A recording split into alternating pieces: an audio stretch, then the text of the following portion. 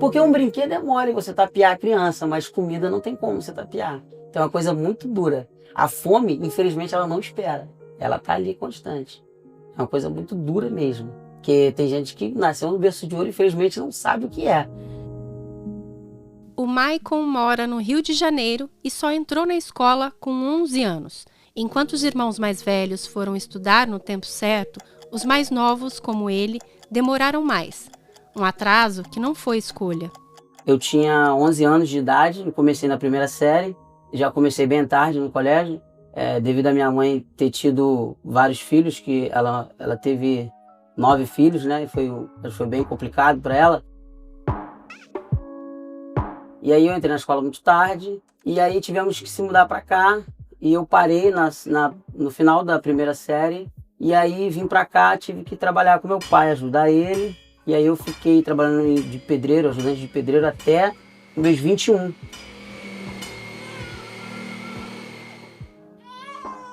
Eu lembro quando ele nasceu, foi assim, sei lá, vinha flash da minha cabeça eu já fiquei 3 dias me drogando, então vinha aquele splash, pô, não valeu a pena. Olha que gostoso é ser pai, olha que gostoso é ter um filho e tal.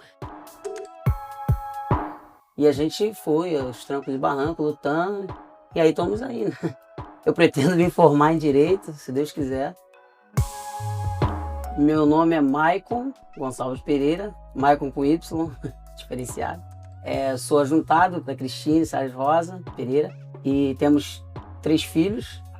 Moro aqui já há 20 anos, estou terminando o 2º grau aqui nessa escola. Eu tenho 28.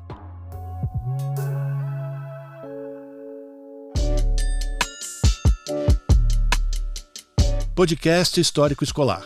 Aqui você ouve histórias de vida de quem está acostumado a escutar você, que dá aula na educação de jovens e adultos. Produção Universidade Federal Fluminense, UF, em parceria com a Rádio Tertúlia e a Universidade do Estado do Rio de Janeiro, UERJ, com uso de recursos públicos para ações no âmbito do Pacto Nacional pela Superação do Analfabetismo e Qualificação da EJA.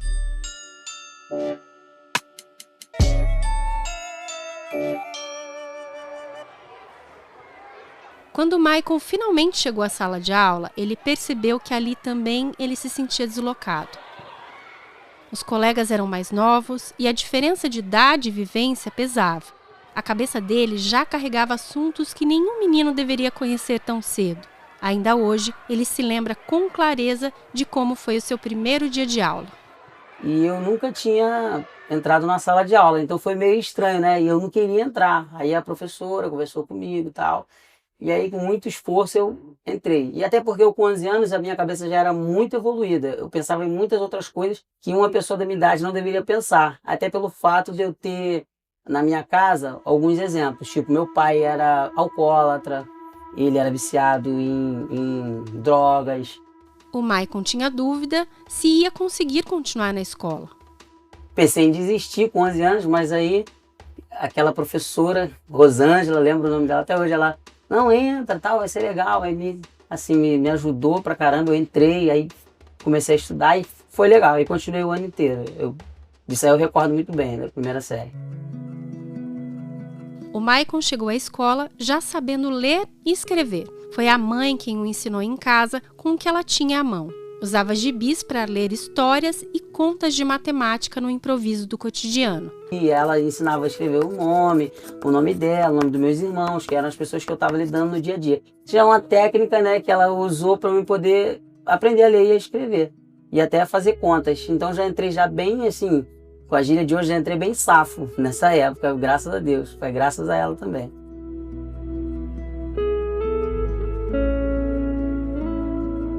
A história dos pais do Maicon se parece em muitos pontos com a dele. A mãe estudou até a 4ª série. O pai chegou a terminar o ensino fundamental, mas logo precisou deixar os estudos para trabalhar como pedreiro.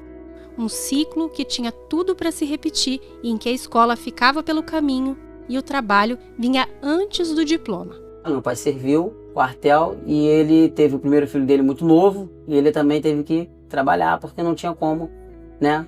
Ficar só estudando, e a família era pobre, do meu pai também.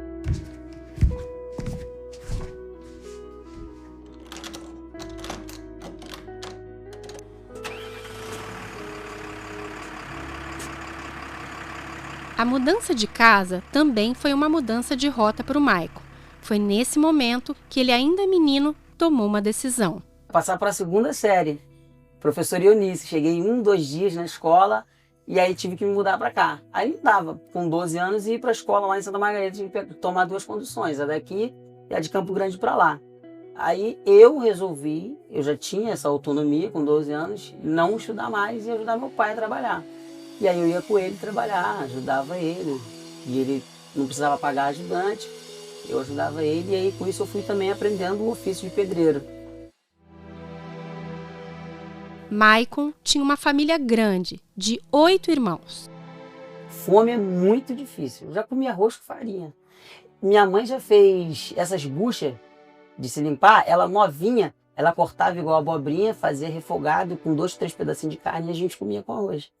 Era bem difícil. Taioba, só essas coisas assim.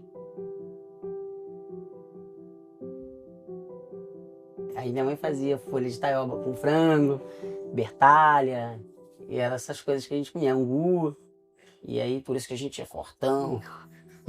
Passamos bastante necessidade, assim, de comer só arroz, de às vezes comer o almoço e não ter a janta, entendeu? Uma dificuldade assim, bem grande. A maioria das vezes era arroz e ovo, ou então arroz com taioba. O Maicon viu cada vez mais faltar coisas em casa.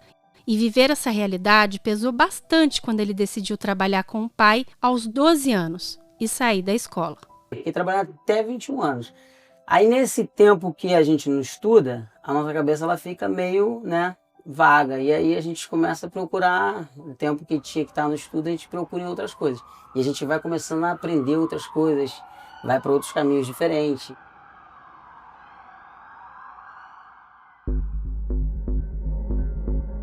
Para quem nasce nas periferias, as opções costumam ser limitadas e muitas vezes os caminhos se impõem antes que se possa escolher. E é aí que questões de saúde pública viram julgamento moral, reforçam estereótipos e isolam cada vez mais quem mais precisa de ajuda.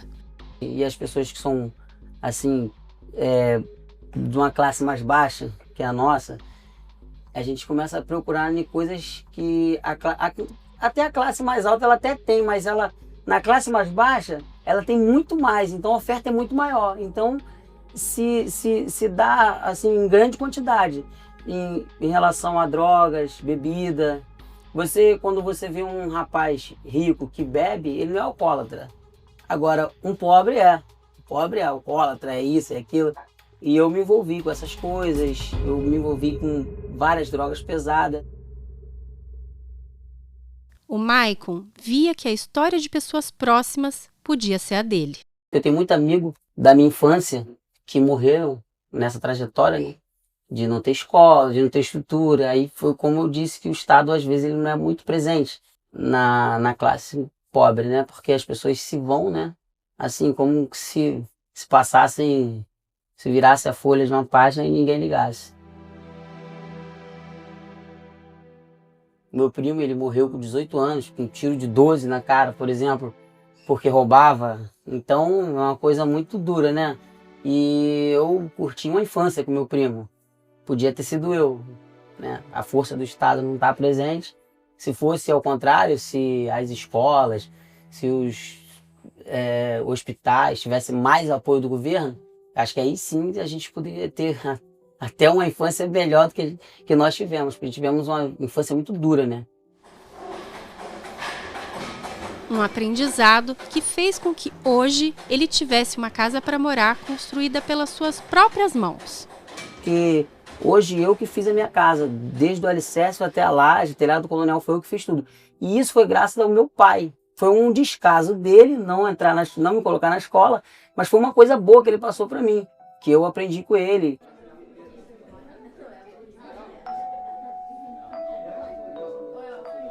Os filhos do Maicon mudaram a rota dele.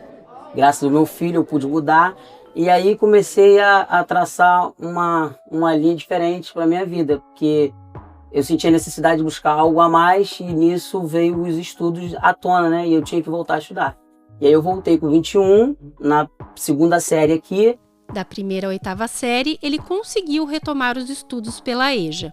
Me casei com essa... Não me casei no papel, mas me ajuntei com essa menina que ela me ajuda até hoje. E ela me deu maior força para me voltar a estudar e eu tô dando maior força e ela tá estudando aqui também no colégio, tá terminando o 2º grau. Se Deus quiser, ela vai fazer pedagogia também e a gente está bem focado nos estudos agora. E aí, além da esposa, ele ganhou mais um apoio para seguir com os estudos. Imagina, 21 anos e entrar na 2ª série.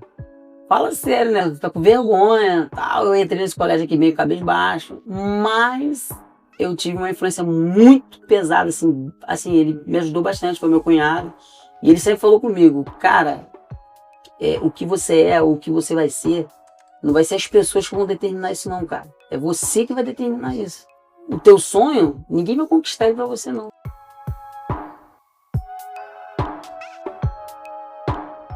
Quem está na EJA, seja dando aula ou sendo estudante, sabe bem que ela é pensada para incorporar os ritmos e experiências de quem já carrega outras responsabilidades. O aprendizado acompanha as urgências da vida: trabalho, filhos, contas, cansaço, problemas de saúde, financeiros, preconceito, violência.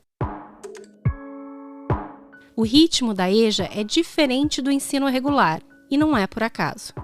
E o ensino realmente aqui é um pouco lento, porque tem muitas pessoas que trabalham, tem idosos, tem pessoas que estão sem estudar 20 anos, 10 anos. Eu era quando eu voltei a estudar com 21, eu tinha praticamente 10 anos sem estudar. Então o ensino tem que ir também pegando leve, porque senão as pessoas não conseguem, né?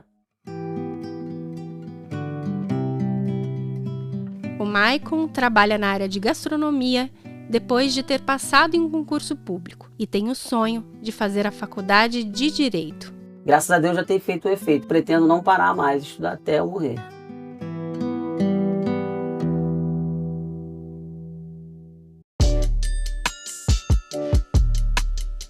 Você acabou de ouvir um episódio do podcast Histórico Escolar, que integra o conjunto de materiais do curso Juventude na EJA, voltado a professores da educação de jovens e adultos. Este podcast foi produzido pela Universidade Federal Fluminense em parceria com a produtora Rádio Tertúlia e a Universidade do Estado do Rio de Janeiro. A concepção e coordenação da temporada contou com Ana Karina Brenner, Paulo Carrano, Rafael Willer e Elionaldo Julião, além de Anelise Moreira e Beatriz Pasqualino pela Rádio Tertúlia. Este episódio tem apresentação, produção, pesquisa e roteiro de Anelise Moreira, direção criativa, edição, montagem e sonorização de Beatriz Pasqualino, que colabora no desenho de som junto de Anelise Moreira. Rafael Garcia fez apoio de locução e também participa da produção do podcast.